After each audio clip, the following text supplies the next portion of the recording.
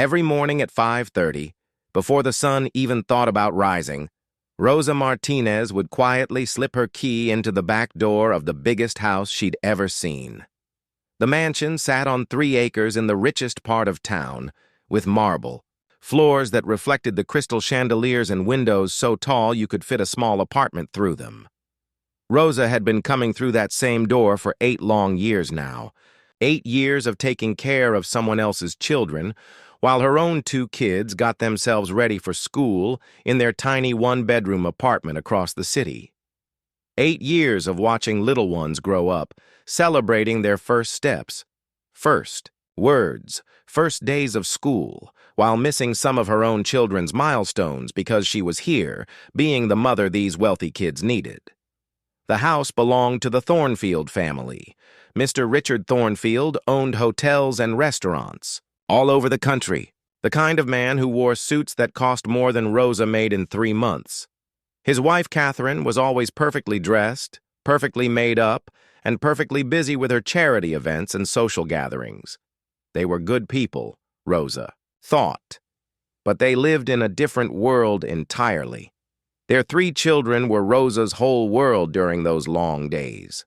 There was little Lily, just 6 years old, with pigtails that never stayed straight and a laugh that could fill up the biggest room in that big house. Then came Tommy, 8 years old and full of energy, always asking a million questions about everything from why the sky was blue to how airplanes stayed up in the air.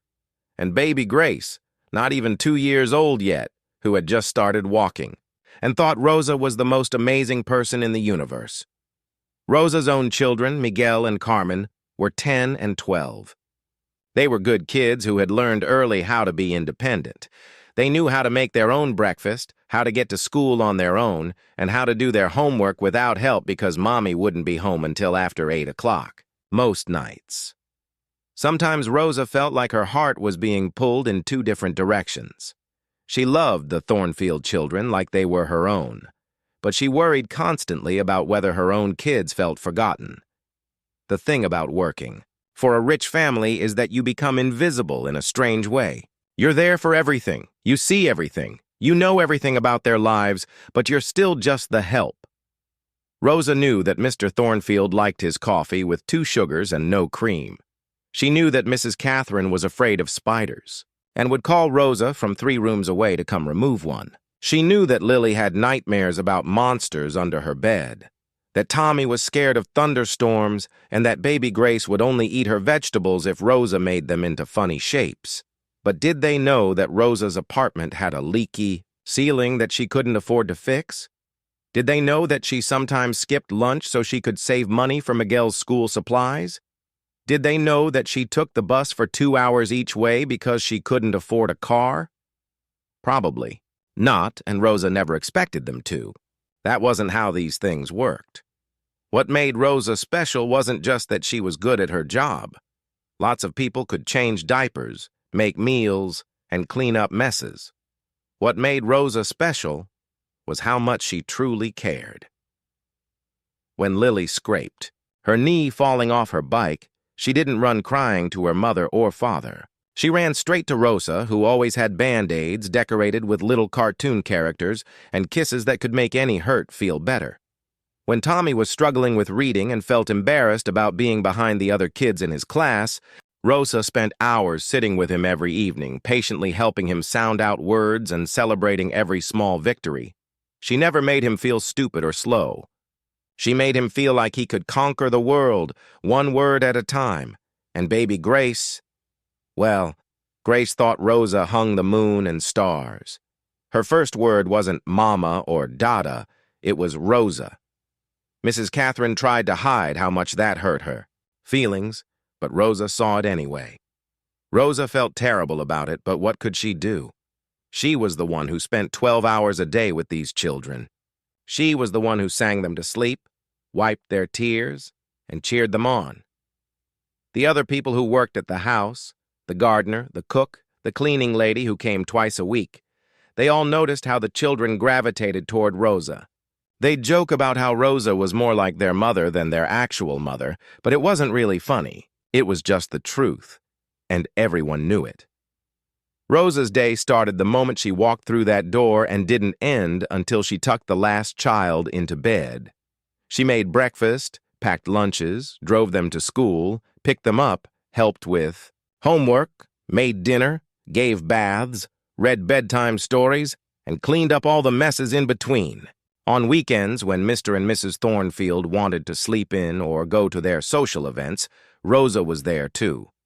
The hardest part wasn't the long hours or the tired feet, or even the fact that she made barely enough money to keep her own family afloat.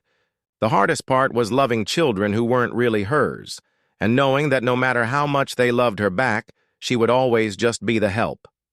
She would never be invited to sit at their dinner table as family. She would never be in their Christmas photos. She would never be anything more than a paid caregiver, no matter how much caring she actually did. But Rosa had a big heart, and she couldn't help herself. When Lily learned to ride her bike without training wheels, Rosa cheered louder than anyone. When Tommy finally read his first chapter book all by himself, Rosa was so proud she almost cried. When baby Grace took her first steps, it was into Rosa's arms, and Rosa felt like she'd won the lottery. At night, when Rosa finally made it back to her own little apartment, her own children would tell her about their days. Miguel was getting good at soccer, and Carmen had made a new friend. They never complained about Rosa being gone so much, but sometimes she caught them looking at her with a sadness that made her chest ache. They needed their mother too, but Rosa had to work. There was no choice in the matter. Sometimes Rosa wondered what it would be like to be wealthy, to not worry about money, to spend whole days with her own children instead of someone else's. But those thoughts didn't last long. She had responsibilities, and the Thornfield children needed her. They might live in a mansion with every luxury imaginable, but they needed love and attention just like any other kids. And somehow, Rosa had become the person they turned to for both. What Rosa didn't know was that everything was about to change in the most terrifying and unexpected way possible. February in the city was always cold and unforgiving, and this particular Tuesday night felt colder than usual. Mr. and Mrs. Thornfield had left that morning for Switzerland, where they would spend the next week attending important business meetings and staying at fancy hotels that Rosa could only dream about. This meant Rosa would be staying at the mansion for 7 whole days and nights, something that happened maybe 3 or 4 times a year. Rosa actually looked forward to these weeks. It meant she could bring Miguel and Carmen to stay with her in the big house, and for a few precious days, she could have all 5 children under the same roof. Her own kids were amazed by the mansion every single time. They'd run through the huge hallways, slide on the marble floors in their socks, and stare in wonder at the paintings on the walls that probably cost more than most people's cars. Tonight, though Miguel and Carmen were staying with Rosa's sister across town because they had school tests the next day and needed to study in quiet, so it was just Rosa and the 3 Thornfield children in that enormous house. The mansion felt different at night when the family was away. Every little sound seemed louder, every shadow seemed darker, and the house felt almost too big for just 4 people. Rosa had spent the evening like she always did. She helped Tommy with his math homework, which was getting harder as he moved up in school. The boy was smart, but numbers didn't come as easily to him as reading did. They sat at the kitchen table for almost an hour, working through problems, about fractions and decimals. Tommy got frustrated a few times, but Rosa was patient, breaking down each problem into smaller pieces until it made sense to him. Little Lily had wanted to practice piano, so Rosa sat beside her on the bench, helping. Her tiny fingers find the right keys. Lily was learning a simple song about twinkle stars, and she was so proud every time she played it without making a mistake. Her face would light up, and she'd look at Rosa like she'd just performed at Carnegie Hall. Baby Grace was going through a phase where she wanted to do everything by herself, putting on her own pajamas, brushing her own teeth, even trying to read her own bedtime story. It took 3 times longer than usual, but Rosa never rushed her. She knew how important it was for children to feel independent and capable. By 8:30, All three children were finally in their beds. Rosa had read 2 stories to Lily, sung a lullaby to Grace, and listened to Tommy tell her about everything he wanted to do when he grew up. He changed his mind every few weeks about his future career. But tonight he was convinced he wanted to be an astronaut so he could visit other planets and maybe find aliens who could be his friends. After the children were asleep, Rosa went downstairs to clean up the kitchen and prepare things for the next morning. This was usually her favorite time of day, when the house was quiet and peaceful, and she could move at her own pace without little voices calling her name every few minutes. She was washing the last of the dinner dishes when she noticed something that made her stop and pay attention. There was a smell in the air that didn't belong. It was faint at first, just a hint of something burning, like when you accidentally leave bread in the toaster too long. Rosa figured maybe she'd forgotten to turn off the oven completely, so she checked it twice, but everything was off and cool. The smell was getting stronger, and now Rosa was starting to worry. She walked through the downstairs rooms, checking every electrical outlet, every lamp, every appliance she could think of. Everything looked normal, but that burning smell was definitely getting worse. It wasn't the smell of dinner burning or even a candle that had been left lit too long. This was something else, something that made her heart start beating faster. Rosa had grown up in an old apartment building where fires were always a danger. Her mother had taught her early to never ignore the smell of smoke, no matter how small or distant it seemed. Fires could start tiny and become deadly within minutes, especially in old buildings with old wiring. The Thornfield mansion was over 100 years old. It had been updated and renovated multiple times, but Rosa knew that underneath all the beautiful marble and expensive furniture, it was still an old house with old bones, and old houses had old electrical systems that could be unpredictable. She followed the smell toward the back of the house, and her worst fears were confirmed when she opened the door to the basement stairs. Thick, gray smoke was pouring up from below, and she could hear a crackling sound that made her blood run cold. There was definitely a fire down there, and it was not small. Rosa slammed the basement door shut and ran toward the main staircase. Her only thought was getting to the children.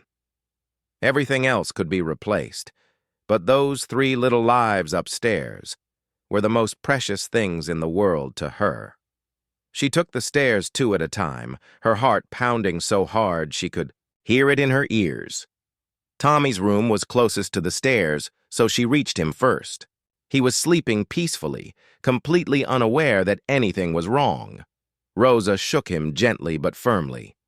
"Tommy, wake up, honey. We need to get out of the house right now." Tommy was groggy and confused, but Rosa's urgent tone woke him up quickly. "What's wrong?" he asked, rubbing his eyes. "There's a fire downstairs and we need to get everyone and get out safely," Rosa explained, trying to keep her voice calm even though panic was rising in her chest. She could already smell the smoke getting stronger, which meant the fire was spreading fast. Next was Lily's room. The little girl was harder to wake up, and when she finally opened her eyes, she immediately started crying. She was scared and confused, and Rosa's heart broke knowing she had to frighten this sweet child, but there was no choice. "It's okay, baby girl," Rosa said, scooping Lily up in her arms. "Rosa's here, and I'm going to keep you safe, but we have to go outside right now." Baby Grace was in the nursery at the end of the hall. She was the deepest sleeper of the 3, and Rosa had to shake her several times before she woke up crying and confused. Rosa picked her up, feeling the weight of all her responsibilities settling on her shoulders. With Grace in her arms and Lily clinging to her side, Rosa told Tommy to hold on to her shirt and not let go no matter what happened. The 4 of them moved toward the main staircase, but when they got there, Rosa's heart sank. The smoke was now thick enough to see, rolling up the stairs like a gray fog. Worse than that, she could see orange light flickering at the bottom of the stairs. The fire had spread faster than she'd thought possible, and their main exit was no longer safe. Rosa stared down the staircase in complete horror. The beautiful marble stairs that she had climbed thousands of times over the past 8 years were now blocked by flames that seemed to dance and grow bigger by the second. The smoke was getting thicker, making it hard to breathe and even harder to think clearly. But she had to think clearly. 3 innocent lives depended on her making the right decisions in the next few minutes. Tommy was squeezing her shirt so tightly that his knuckles had turned white. Lily was sobbing quietly against Rosa's hip, and baby Grace was starting to cough from the smoke that was creeping up the stairs like some kind of evil monster. Rosa's mind was racing, trying to remember everything she knew about the layout of this massive house. There had to be another way out. There just had to be. The back staircase. Rosa suddenly remembered the narrow stairs that led from the kitchen area up to the second floor. The family rarely used them, and they were mostly for the staff to move around the house without bothering the family. Rosa had used them countless times when she needed to get laundry upstairs or when she wanted to check on the children without walking through the main living areas. "Come on, kids," Rosa said, trying to sound braver than she felt. "We're going to try a different way out." They moved as quickly as they could down the long hallway toward the back of the house. But as they got closer to where the back stairs should be, Rosa's heart sank again. The smoke was even thicker here, pouring up, through the floorboards and seeping through the walls. The fire had spread through the entire bottom floor of the house, moving through the old wooden frame like water through a sponge. Rosa tried to stay calm, but inside she was starting to panic. They were trapped on the second floor of a burning house, and both staircases were blocked by fire. The smoke was getting worse every minute, and the children were starting to cough more frequently. Baby Grace was crying now, not understanding why everything smelled bad and why Rosa seemed so worried. That's when Rosa remembered something that Tommy had told her just a few weeks ago. He'd been in trouble for climbing out of his bedroom window onto the big oak tree that grew right next to the house. It was the same tree that had been there for over 50 years, its thick branches reaching almost to the second-floor windows. Mr. Thornfield's father had told stories about climbing that same tree when he was a boy, back when the house was first built. The tree was strong and sturdy, with branches thick enough to hold a person's weight. Tommy had proven that when he'd climbed out there to retrieve a toy airplane that had gotten stuck. Rosa rushed to Tommy's bedroom window and looked outside. The old oak tree was right there, its largest branch only about 3 feet away from the window. It was winter, so there were no leaves on the tree, but the branch looked solid and strong. It might be their only chance. But looking down, Rosa felt dizzy. The ground was at least 20 feet below them, maybe more. Even if they could get to the tree, climbing down would be dangerous, especially for the children. Lily was only 6 years old, and baby Grace couldn't climb anything on her own. And what if the branch couldn't hold all their weight? The smoke was getting thicker in the room now, and Rosa could hear the fire crackling somewhere below them. They were running out of time, and she had to make a decision. She could wait and hope that the fire department would arrive in time, but what if they didn't? What if the smoke got so thick that the children couldn't breathe? What if the floor collapsed before help arrived? Rosa made up her mind. She opened Tommy's bedroom window as wide as it would go. The cold February air rushed in, and for a moment it felt wonderful to breathe clean air again. But the reality of what they had to do hit her immediately. This was going to be the most terrifying thing any of them had ever done. "Tommy," Rosa said, kneeling down to look him in the eyes. "Remember when you climbed out on that tree a few weeks ago? Well, now I need you to do it again, but this time you're going to be the bravest boy in the world and help me get everyone to safety." Tommy nodded, his eyes wide with fear but also with determination. He was 8 years old, but in that moment, he seemed older and braver than many adults Rosa had known.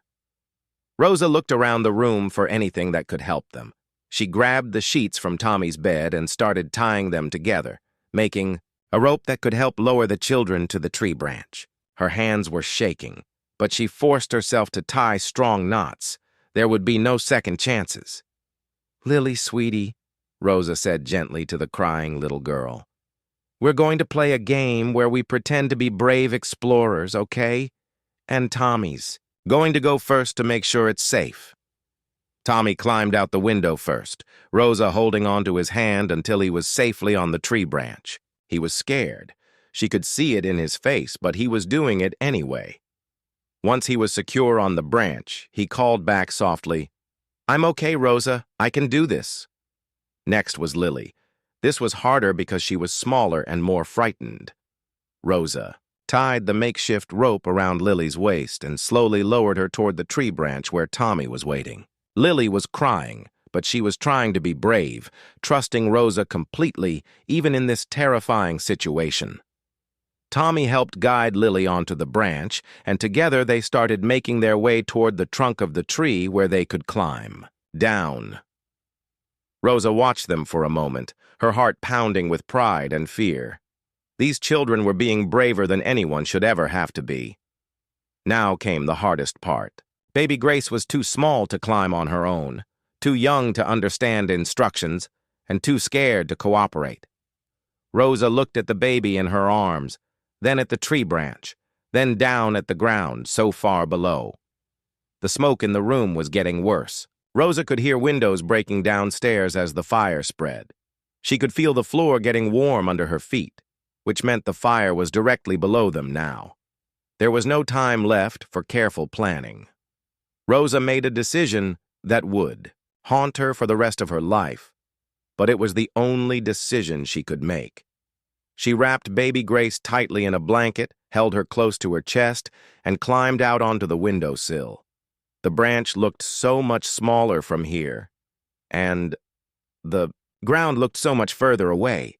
But Tommy and Lily were already safely on the ground, having made it down the tree faster than Rosa had expected. They were looking up at her with worried faces, and she could hear them calling her name. Rosa took a deep breath, said a prayer to every saint she could remember, and made the jump that would save a baby's life and change her own forever. The jump felt like it lasted forever, but in reality, it was only seconds before Rosa hit the frozen ground with a sickening crack. The impact knocked all the air out of her lungs, and pain shot through her entire body like lightning. But even through the overwhelming agony, her first thought wasn't about herself. It was about the baby in her arms. Baby Grace was crying, but she was alive and moving. Rosa had managed to twist her body at the last second so that she took the full impact of the fall, protecting the little girl with her own body like a human shield. As neighbors came running from their houses and sirens wailed in the distance, Rosa felt a strange sense of peace despite the excruciating pain. All three children were safe. Tommy and Lily were standing nearby, scared but unharmed. Grace was crying in her arms, which meant she was breathing and okay. The next few hours were a blur of ambulances, hospitals, and doctors with serious faces. Rosa had broken 3 ribs, fractured her left leg in 2 places, and damaged her spine in ways that would affect her for the rest of her life. But every time someone asked her if she was okay, her first question was always the same. "How are the children? Are they really okay?" The firefighters managed to save most of the mansion, but the damage was extensive. The entire first floor would need to be rebuilt, and it would be months before the family could live there again. But everyone agreed that if Rosa hadn't acted so quickly and bravely, the outcome could have been much worse. The fire chief himself came to visit Rosa in the hospital to tell her that she was a hero. When Mr. Thornfield got the phone call in Switzerland, he was in the middle of an important business dinner with investors from 3 different countries. His assistant whispered the news in his ear, and Richard immediately stood up from the table, his face going pale. He didn't even excuse himself or explain to his confused dinner companions. He just walked out, called his private jet pilot, and told him to prepare for immediate departure. The flight back to the United States felt like the longest 8 hours of Richard's life. He kept thinking about Rosa, this woman who had cared for his children for 8 years, who had just risked her life to save them. He thought about all the times he had taken her for granted, all the times he had seen her as just an employee rather than the person who knew his children better than anyone else in the world. During that long flight, Richard made some phone calls. He called the best doctors in the city and made sure Rosa was getting the finest medical care available. He called his lawyers and his financial advisors. And he made some decisions that would surprise everyone who knew him. When Richard finally arrived at the hospital, he didn't go to see his children first. He went straight to Rosa's room. She was lying in bed, connected to various machines, her leg in a cast, and her ribs wrapped tightly. But when she saw him walk through the door, she tried to sit up. "Mr. Thornfield, I'm so sorry about the house," she said weakly. "I tried to save more of it, but I had to get the children out first." Richard stared at her for a moment, unable to believe what he was hearing. This woman was apologizing to him while lying in a hospital bed because she had saved his children's lives. She was worried about his house, his possessions, while she was dealing with injuries that might affect her for the rest of her life. "Rosa," Richard said softly, pulling a chair up next to her bed, "you have nothing to apologize for. You saved my children. You saved the most important things in my life." Over the next few days, as Rosa recovered and the children stayed in a hotel with their father, Richard learned more about Rosa's life than he had in all the previous 8 years.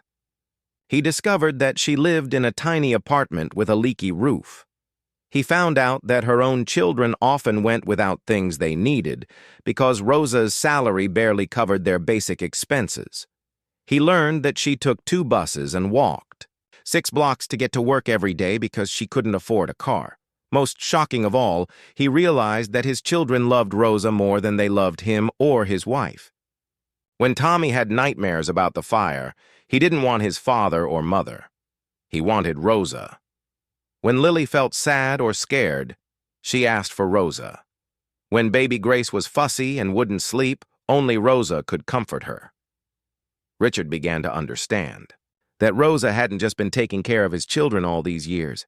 She had been loving them, nurturing them, and raising them in ways that he and his wife had failed to do.